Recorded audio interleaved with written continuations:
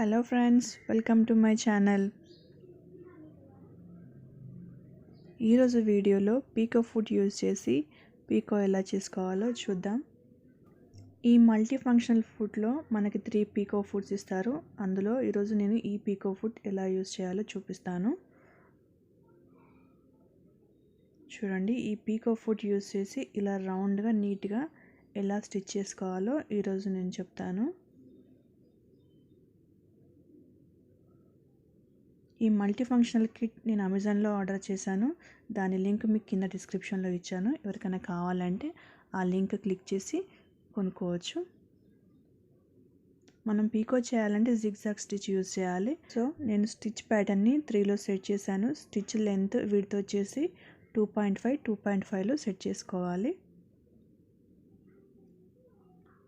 ఇప్పుడు ఎలా స్టిచ్ చేసుకోవాలో చూద్దాం.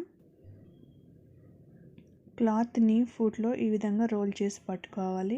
వెనుక వైపు నుండి క్లాత్ని నెమ్మదిగా లాగాలి. మరీ గట్టిగా లాగితే మనకి పీకో అనేది సరిగా రాదు. చూడండి, ఈ విధంగా నెమ్మదిగా లాగుతూ స్టిచ్ చేస్తే రౌండ్గా నీట్గా ఫినిషింగ్ వస్తుంది. మీకు నచ్చినట్టయితే లైక్ చేయండి, షేర్ చేయండి, ఇంకా సబ్స్క్రైబ్ కూడా చేయండి. పక్కన బెల్ కొట్టుకోండి. Thanks for watching. Bye friends.